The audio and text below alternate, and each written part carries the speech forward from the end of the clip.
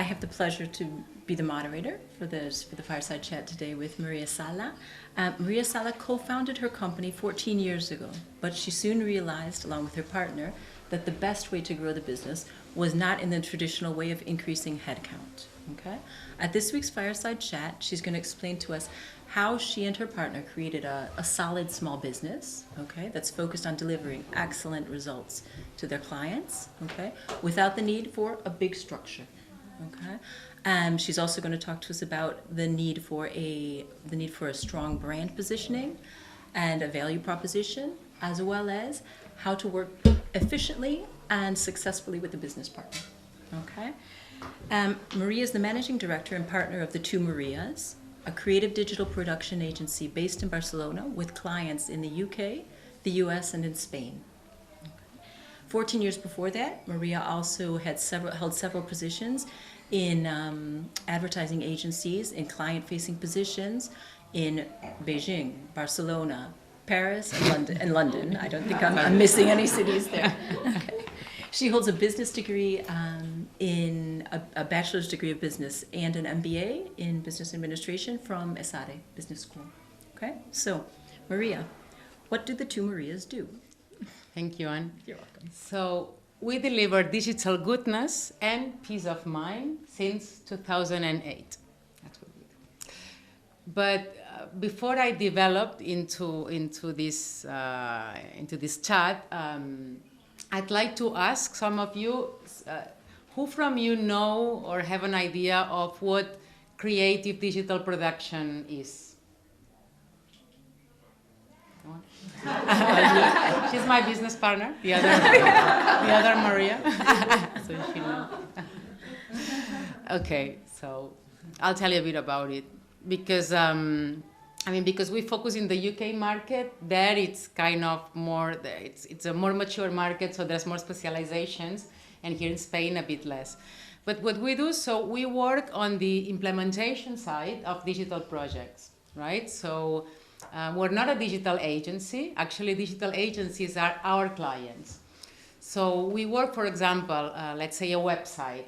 So we will receive key designs and creative idea and brand guidelines from the agency, and then we will work on the production or the implementation part, right? So we will work on the front-end development, back-end development, integration with the client systems, QA, maintenance, and so on. In case of an online video, for example, we will receive the script, we'll receive key designs, we'll receive the storyboards, and then we will animate those designs with motion graphic software, we'll animate illustrations, we'll integrate audio, for example, and so on. So I guess you get a bit. No, we work on the implementation part. And in the past, agencies did everything themselves. But the same that happens with TV production, right? So there's agencies and then there's TV production companies. So with digital, it's similar. So there's agencies and then there's production agencies or companies like ourselves.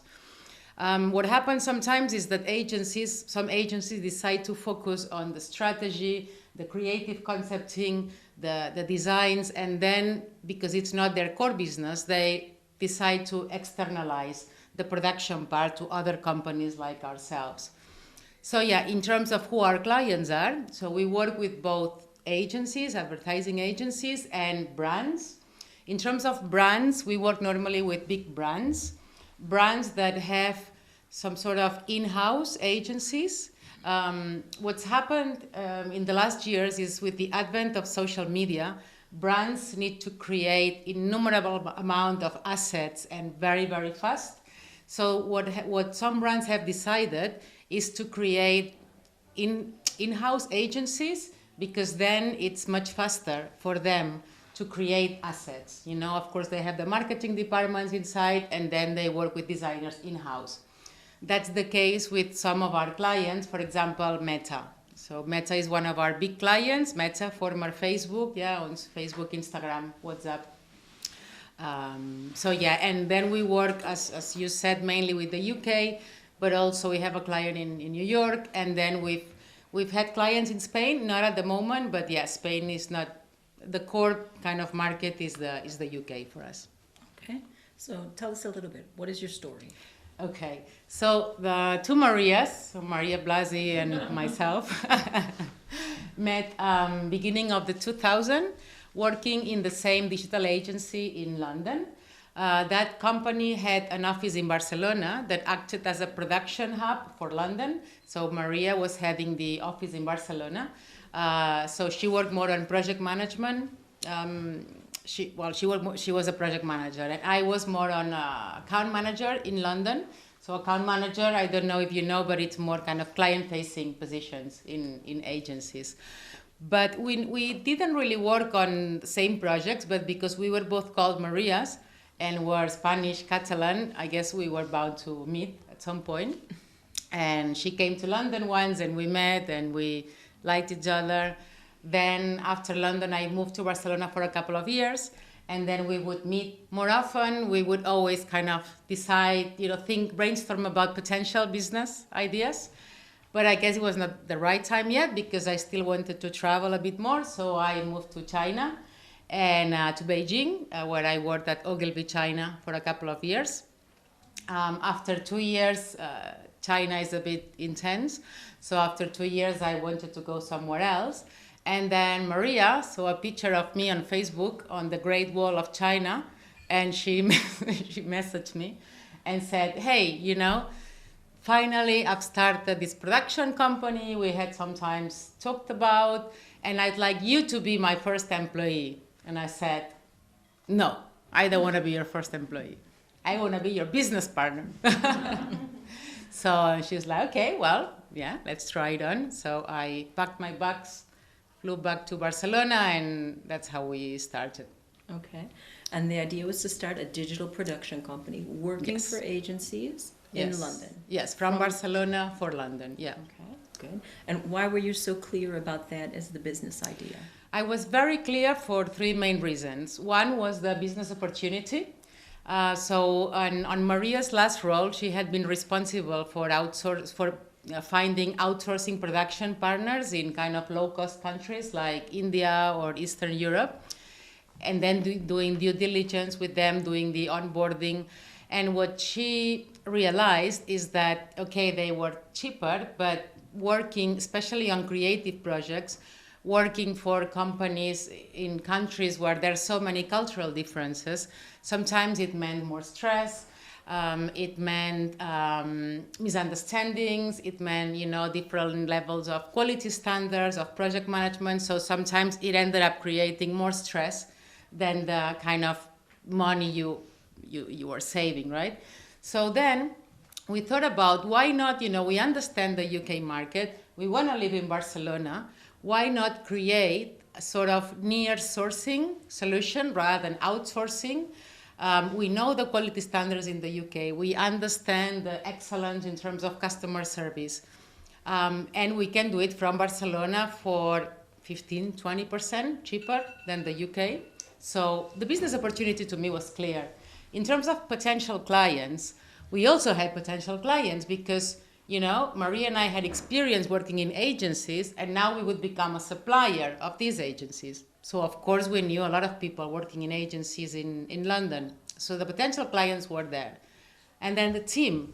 I knew from the beginning that Maria was the right business partner for me because we shared a lot of things, and I'll develop a bit on that later. But then we also had complementary profiles that I think covered what a company needs at the beginning and during the first years, right? So basically, she brought a background on project management, so she would be responsible of projects, and I had a background on business and the kind of commercial side, so I would focus more on the company and the sales part. So I thought that, to start with, we covered like all key roles of a company. Okay, great. And how have you managed to grow without growing? Okay, so 2008, right? We started the company, global financial crisis. So you're like, oh God. Well, no, for us it was a good thing. I know it's very, it's said a lot, but it's true. Crises are business opportunities. And for us, it was definitely this case. Because what happened? Normally, when things go well, companies don't want to change. They don't want to change suppliers. They don't want to change processes. They want to keep doing things the way they are. But when there's a crisis, they're forced to change. They're forced to look for efficiencies. They're forced to look for like other production partners. They have to make people redundant, but work needs to still be done, right? So we were there with the right service at the right moment, because of course we were offering the same quality as a London production company, but 15-20% cheaper from Barcelona.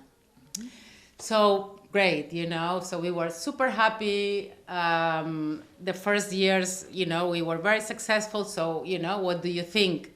As a young company, I'm gonna grow, I'm gonna hire people.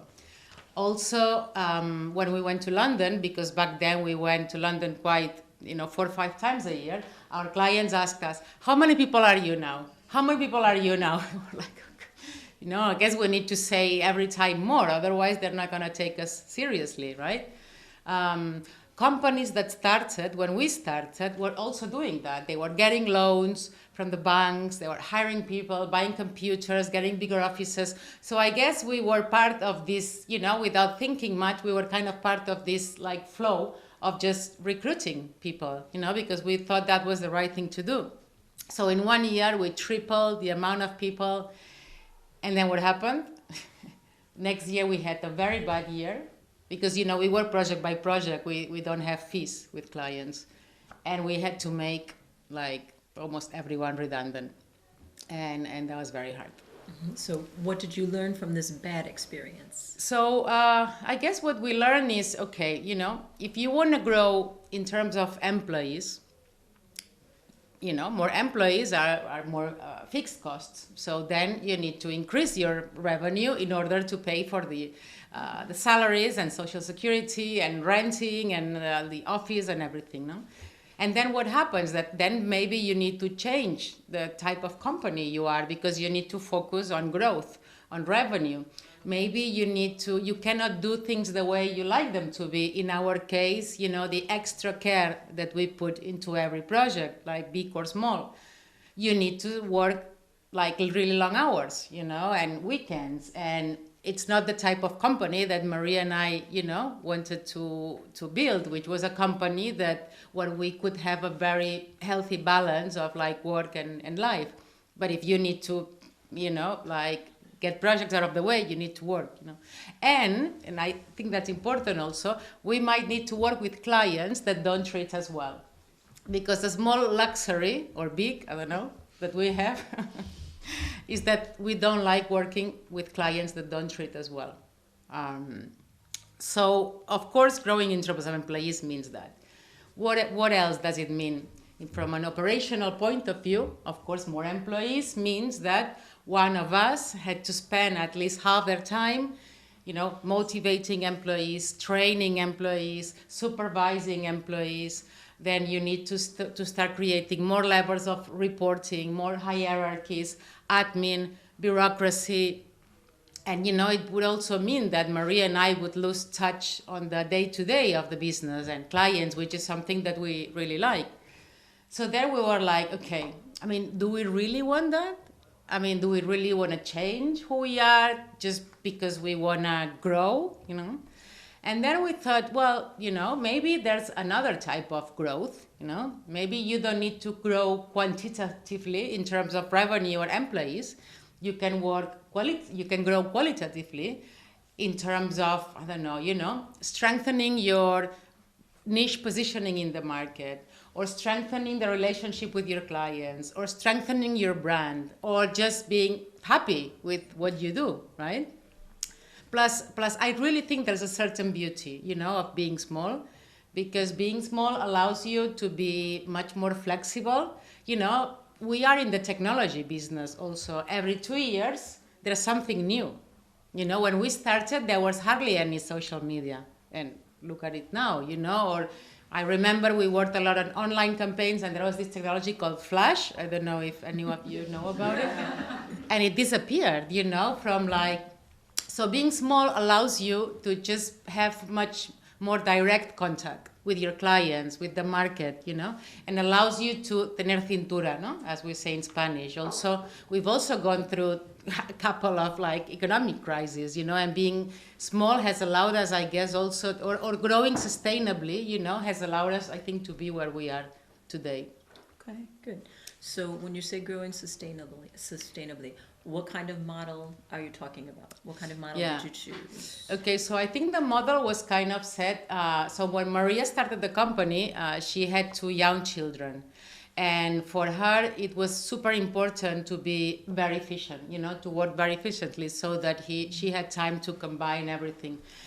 So from the beginning, we were a very lean company, and we were kind of obsessed with efficiencies, like meetings or no meetings, for example, or we were already hybrid before COVID. We never spent 5 days in the office. We just spent, I don't know, first was 3, then 2, the right amount of days that we thought was needed. Can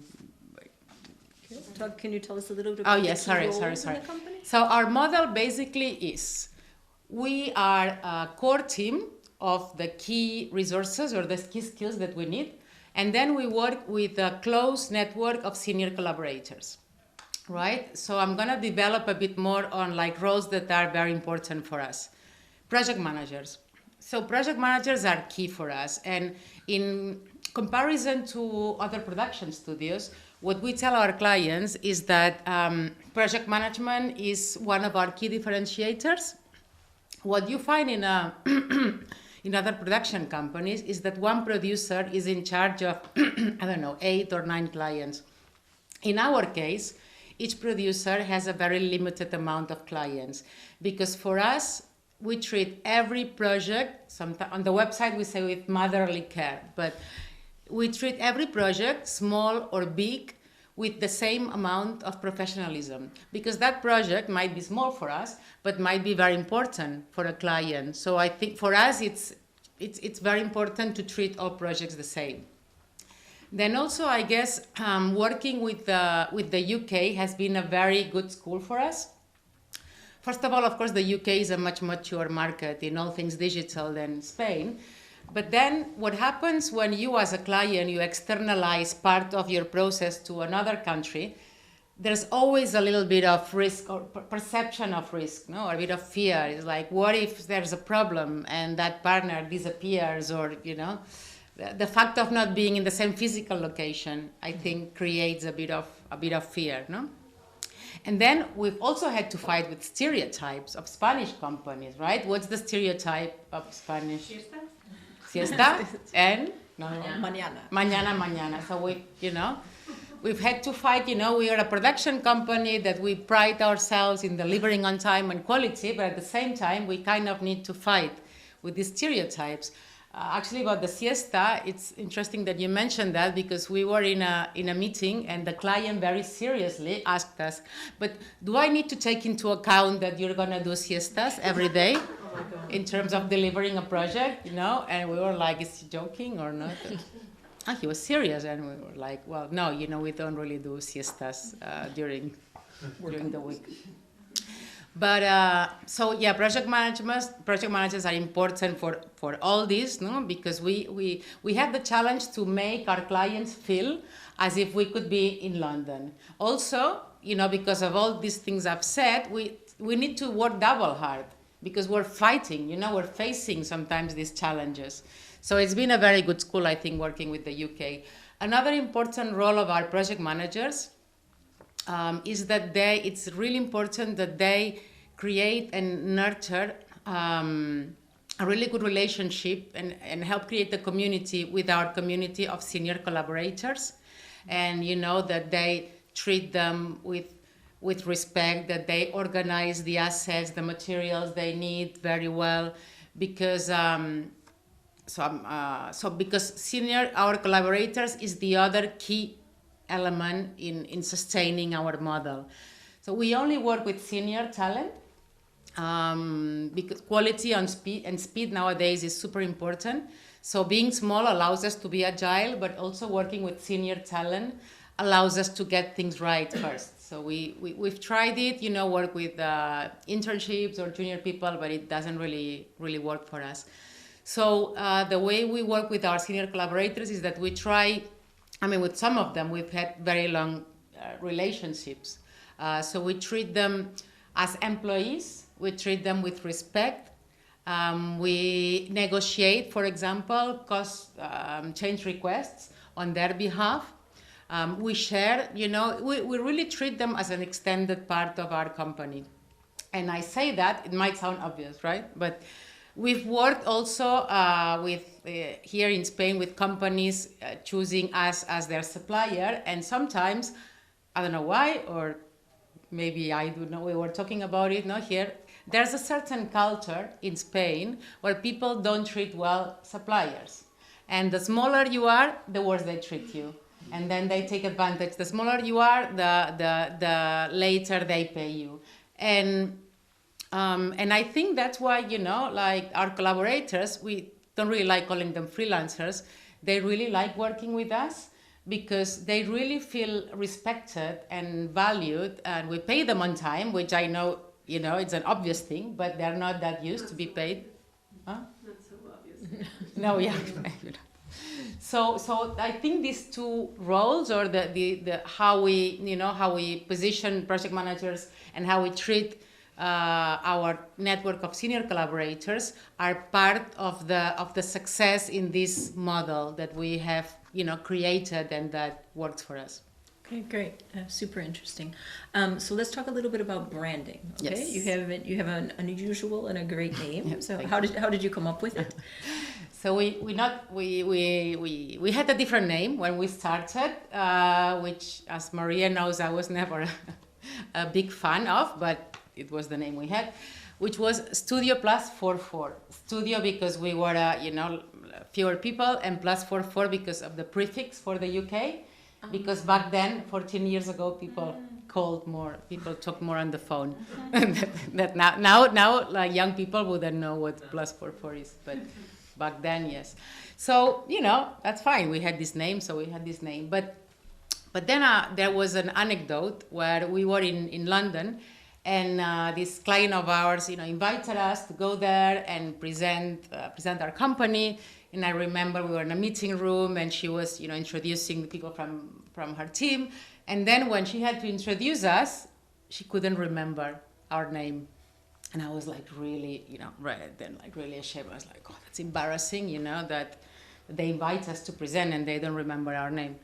So I was like, well, I think I have a case now to sell to the other Maria about changing our name. And then, we work with a very good senior creative director that also had experience in the UK, and she asked us to share some anecdotes with her about our relationship with clients, our trips to London, etc. And we told her once, which is when we go to see agencies, we're at reception and we ask, so we're coming to see this person, and they ask us, so what's your name? Maria. What's your name? Maria. And then they laugh, ha ha ha ha, the two Marias. So we shared this anecdote with her, and she was like, well, that's it? You have a name, the two Marias. And we were like, not sure, because, now it seems like, an obvious choice, and we're very happy.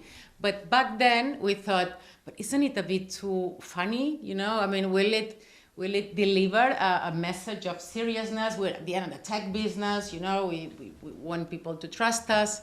And then, interestingly enough, the women empowerment is something relatively recent.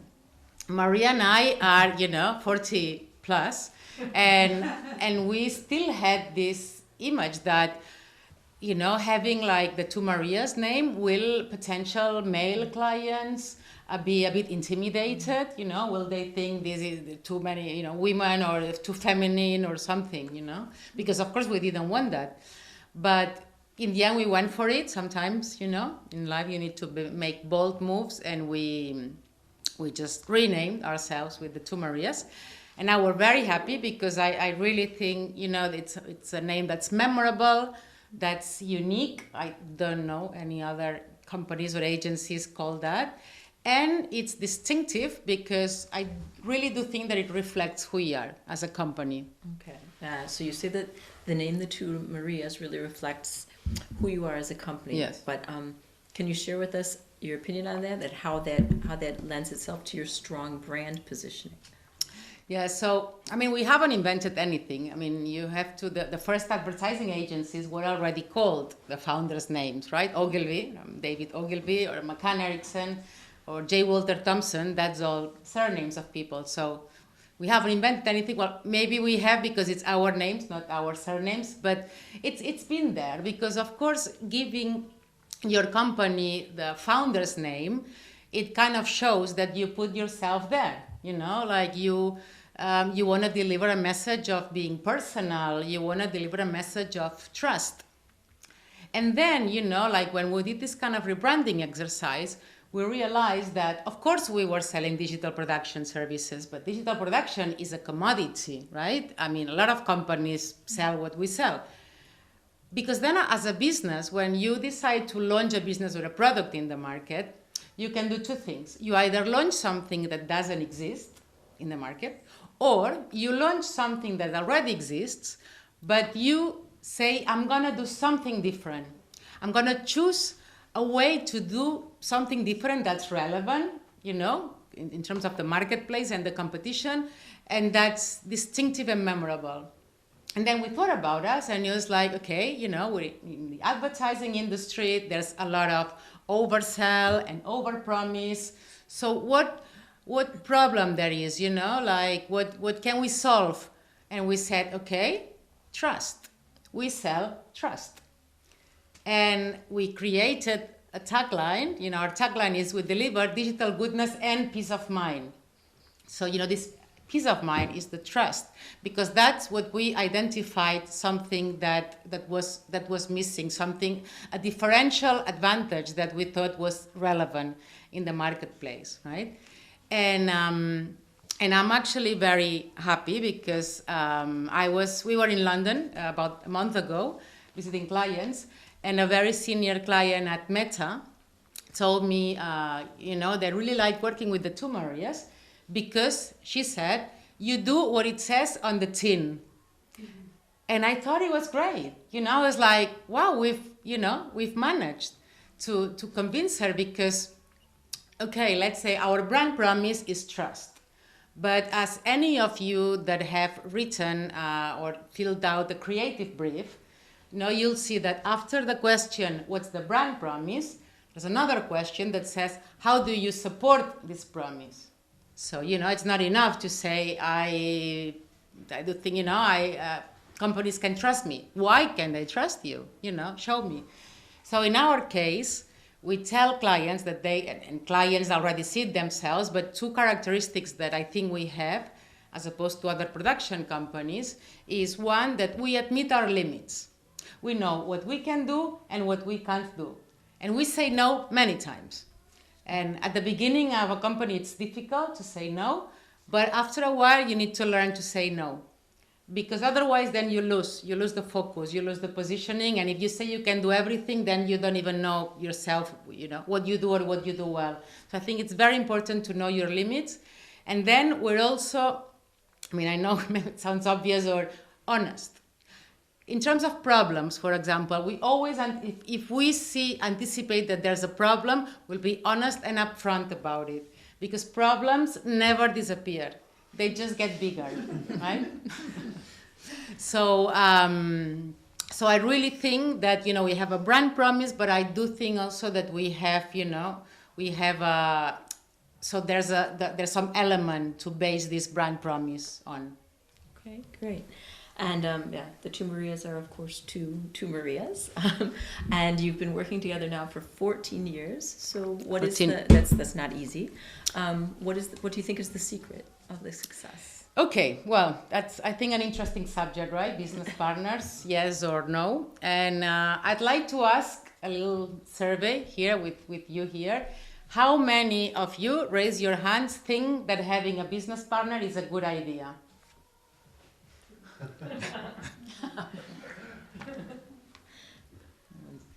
And how many of you think that it's better to go solo when you start a business? No, well, kind of more business partner. Well, I mean, maybe it's because it's worked well for me, you know, I don't know. I mean, I really like having a business partner. And I really like having Maria as a business partner. But I think with a business partner, you know, of course, it means that when you are going through difficult personal moments or when you can't work, I mean, I had a child 4 years ago, it means that your business partner is there to kind of, you know, to like steer the boat. It also means that you can end up having better ideas because, you know, you have as a sparring your business partner and you can filter your ideas with your business partner. So I'm totally pro. But I'm not naive, you know. I mean, we all experience relationships at home with parents, with children. There's egos, there's expectations, there's taking things too personal, you know, when not, there's being passive aggressive, there's, you know, a lot of things that are part of relationships. So if you add money in the equation, then, you know, the cocktail becomes even more flammable. So I'm not naive. I know it's not easy to have a successful business partnership for many years, like what we've had. Oh, and actually, I don't want to forget that. Sometimes people ask me, you know, we talk about work, and I'm always, because I'm very happy with with the company, I have to say. So I'm always very passionate and explain what we do. And people say, oh, that's great, you know, 14 years, wow, that's a long time. And, you know, they kind of talk about the company. But I say, yeah, it's great. But for me, what I'm the most proud of is the connection and the trust that we've built with the other Maria, right? Because after 14 years, I think I can say that we have the same energy and the same ingenuity and the same drive as the first day. And I think it's not easy to achieve. So, of course, I've done a bit of thinking about what I think, some tips, if you will, or what I think is important to take into consideration for a successful business partnership. First of all, it's very important to have some similar areas. For example, have similar, be honest with yourselves, you know, have a similar life-work balance expectations. Because on the long term, it's not going to work if one person wants to work, you know, like not that much, and the other a lot. It's not going to work because there's going to be, oh, yeah, I'm working more than you, blah, blah. Have similar financial expectations and similar ambitions. It's very important to do some thinking about how much money you need, how much money you want to get out of the company, and then share it with your partner. Because otherwise, I don't think it's gonna work either, and it's very important to be honest. Have similar ethics. Have a similar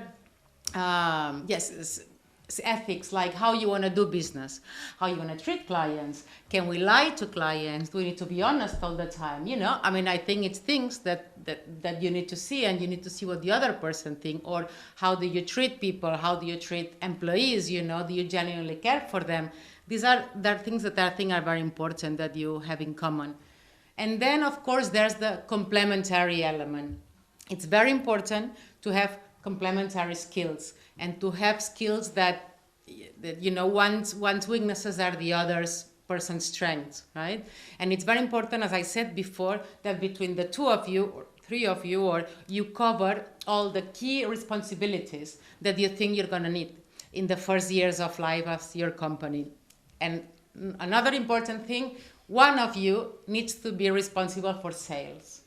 And I say that because sometimes, you know, responsibility of people, a lot of people don't like selling, you know. They think, oh God, you know, how am I going to sell to my network? Because at the beginning, you know, you also sell to your network, and people say, oh, they're going to think I'm just annoying.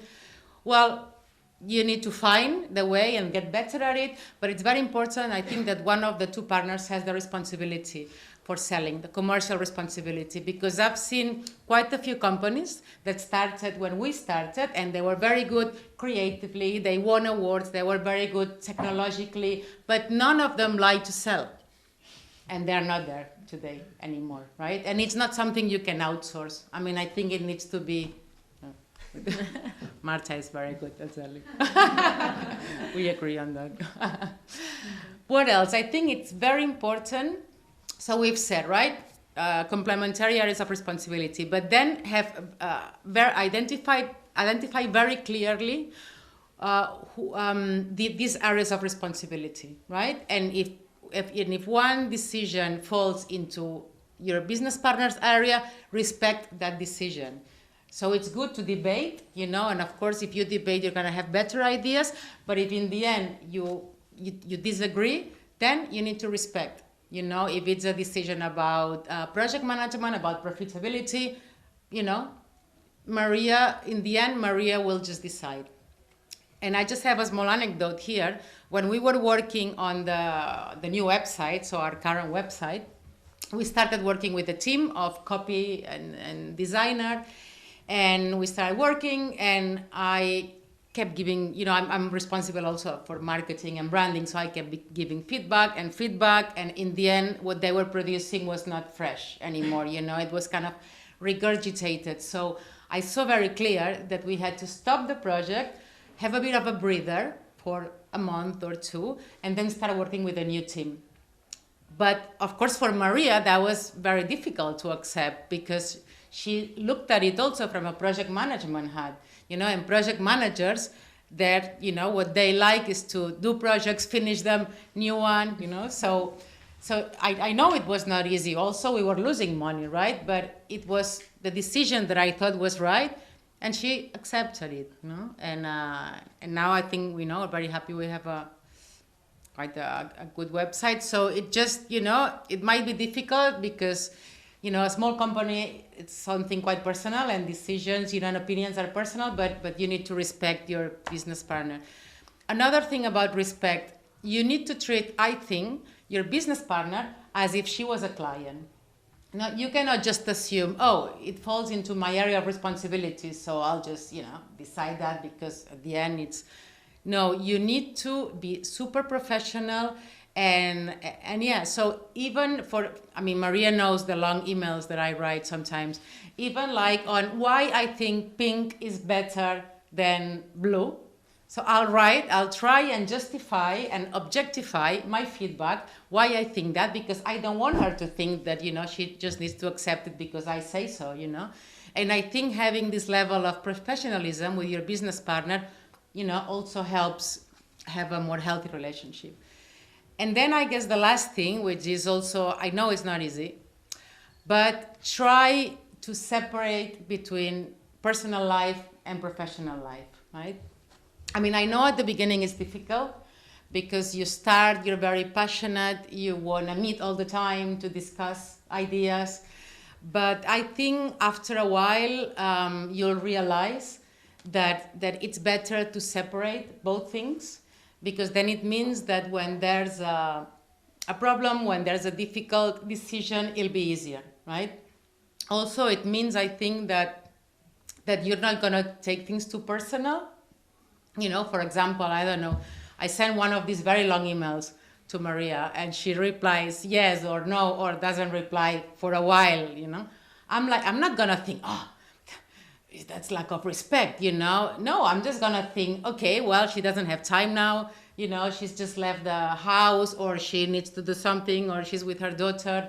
And I think, like, having this kind of a barrier between personal life and professional life, and try to keep emotions out of the way as much as possible, will allow not to take things personal, which is very bad for a company, because it creates a lot of bad energy, because if then you become, there's this passive aggressivity, and that's like really not good, because at the end of the day, we're there for the company, What's important is the company, not us as individuals, Okay. So if I have a few questions prepared, but I think I'd like to open it up to the audience. It's not the last.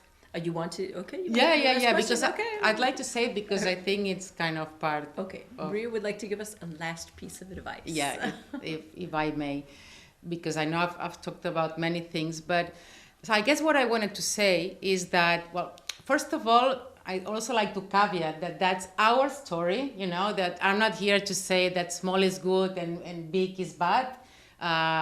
we're all different, and and companies at the beginning, they're a bit the image of the founders. So so there's very different types of growth. There's qualitative growth, there's quantitative growth, and you can choose one of the other. What I just wanted to say is that sometimes in this time of startups and unicorns and scalability, it just seems that that we all need to grow, and all companies need to grow, otherwise you're not ambitious enough. And as I said, I think there's a different way of growing. You can grow more sustainably. You don't have to have a focus on growth. You can also grow more qualitatively, strengthening your niche in the market, strengthening your brand, strengthening your client's relationship. A friend of mine, I had lunch with him a couple of months ago, and he's the president of a big agency also in the digital industry. And he said, but Maria, the thing is that, for us, if you don't grow, you disappear. And sometimes it's the mentality, and I disagree with that, I mean, I can proudly say that we've been successfully small for 14 years.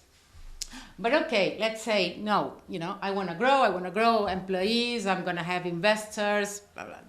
Fine. Maybe two pieces of advice I would tell you. One is, that's great, but never lose focus of who you are and what you do differently, because that in the end is the most important thing. And then two, never lose focus also of who you are as people, as founders, because I think it's super important that the company is aligned with who you are as people, because then I think that's the only way to be happy, and to be happy and to keep this happiness and this energy along the years. If you say, look, I actually, I think your model is not that bad, I like this idea of a core team, work with collaborators, I would tell you one thing. I don't know if I said it or not, but we don't call our collaborators freelancers. We call them collaborators. And as I said before, sometimes there's the tendency here of treating collaborators badly. If you do that, it's not going to be, you're not going to have sustainable growth. I can already tell you, because freelancers, they are freelancers at the end of the day, they're their own business, and they can decide if they want to work with you or not. So I guess the idea, if you want to follow this model, is create a community, nurture this community, treat them as equals, create a win-win relationship with them. Don't work with too many freelancers, work with just a few and give them a lot of work, because then of course, there'll be a much bigger commitment. Share the successes of your company with them. If your client said, well, great work, well, tell them, say thank you. I mean, I know there's obvious things, but I think it's very important, If you work with a few collaborators, make them know each other, because sometimes they're a bit lonely, they're at home working, and I think they really appreciate that, and they really appreciate companies that make them feel like employees and as part of something bigger.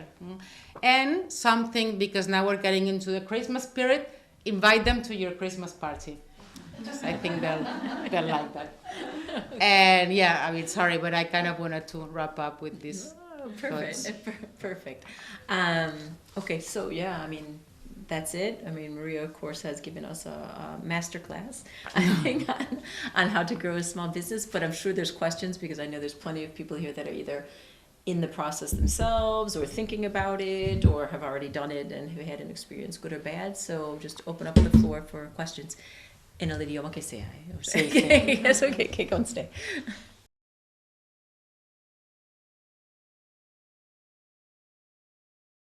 I think something I didn't say, but I think it's also that we don't see each other every day. I think sometimes it happens also.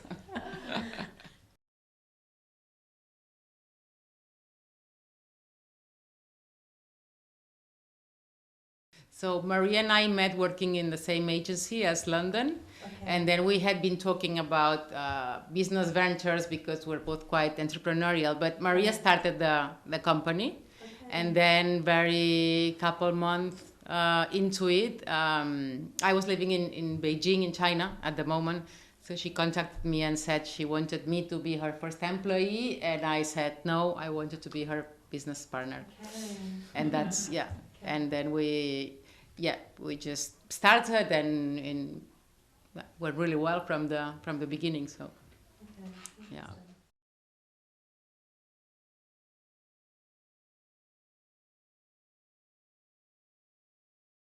Well, I mean, I think that what I've what I've said is that we're very honest. We don't really like to take risks, and because we're not big, we don't really need to take on projects. So of course, if we started working on a project, and then there's an approved quote, and then another one comes, and it clashes in terms of resources, we will first try and talk to the kind of new client or the second client and see if there's any chance that the deadline can move. If not, then we can talk to the first client, and see if there's any chance that the deadline can be moved.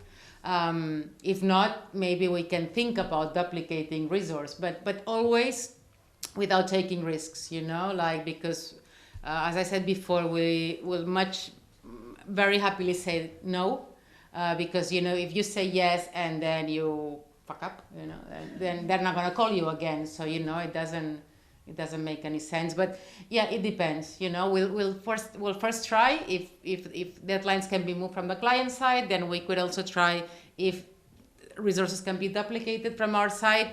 But if one or the other are not possible, we'll just say no.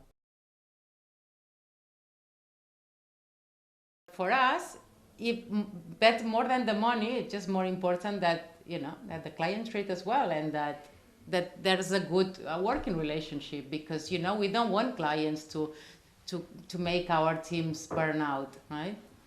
Other times we said no.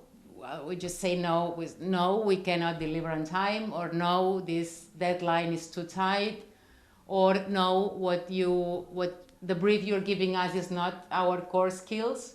So up to you. We can use like a freelancer we have never worked with, because of course we can do that, but we are very honest saying it's not our core skill. It's this what you ask for, it is not part of the skills of our close network of collaborators. I mean, right now, I don't want to sound, but for us it's quite easy right now to say no, but I can understand. I guess sometimes it's not easy, to say no, but it's very important to say no, I think. Yeah.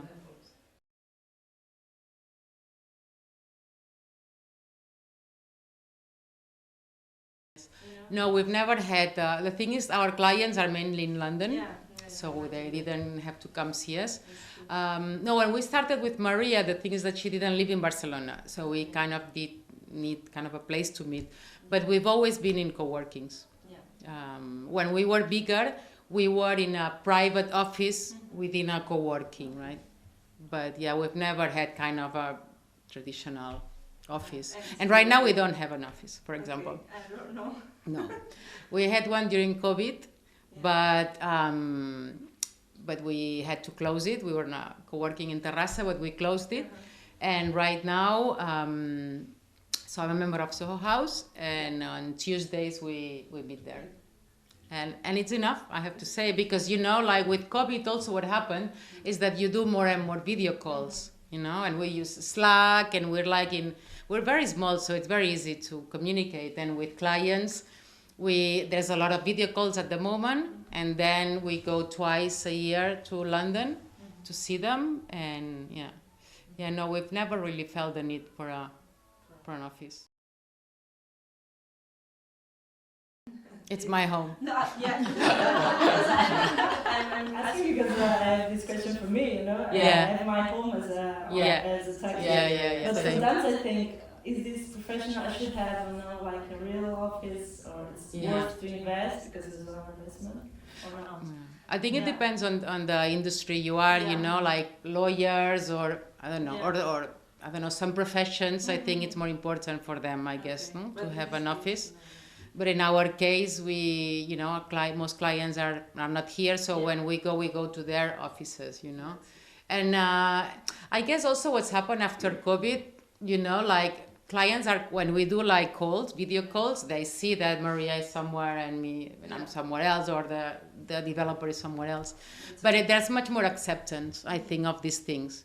Before that, we were always like, okay, well, let's try and have the calls when we're at Soho House, you know, so that they see we're together.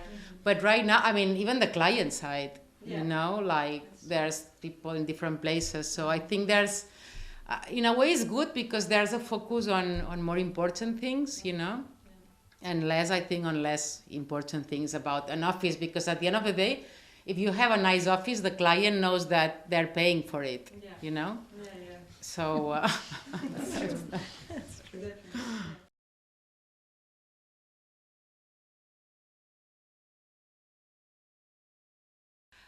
We're very lucky that, because I'm in charge of selling, that I don't need to do any hard cold selling. I mean, I've had to do a little bit, but not so much. The thing is, we just get new projects through word of mouth, you know, because I said, I said during my talk that we treat every small project with the same amount of care as the big one, because sometimes that small project, maybe it's managed by a junior person, you know, at your clients, and then, you know, this junior person will have a very good image of you because you've made her look well, you know, with this project, even though it was small. So this person will remind you, you know, will move to another agency, and then they call you. And in terms of the agency world, in the UK at least, which is what I know most, the first like 10 years, people move around a lot. There's like a very high turnover. People will stay 2-3 years in a place, then go somewhere else. So it then means that, you know, you have contacts in many places. So it's been word of mouth mainly, but then of course I've used my network also. You know, as I said, I've worked in agencies in Paris, in London, in Barcelona, in China. So I've met, you know, many. I mean, I studied at the 5-year degree at ESADE. So I know quite a lot of people in like marketing and agencies. So I started using my network. So I guess at the beginning, you know, you're a bit shy because of what I said, like, oh, you know, they will think I'm like, I try to sell to them. But I guess there's a certain art, you know. Of course, you first need to make sure that your offer is relevant, you know. You need to do a bit of research of the company and see how they work, and then see, you know, if your offering can be interesting for them. You know, like not have that much ego about me, you know, but more about you. I don't know what else, Marta. What makes a good saleswoman? I don't know. I don't know. I mean, luckily, I don't need to do that much sales, you know. But yeah, I guess treat everyone you come across in life really well, you know, because you never know. And then really kind of use your network, and don't be shy.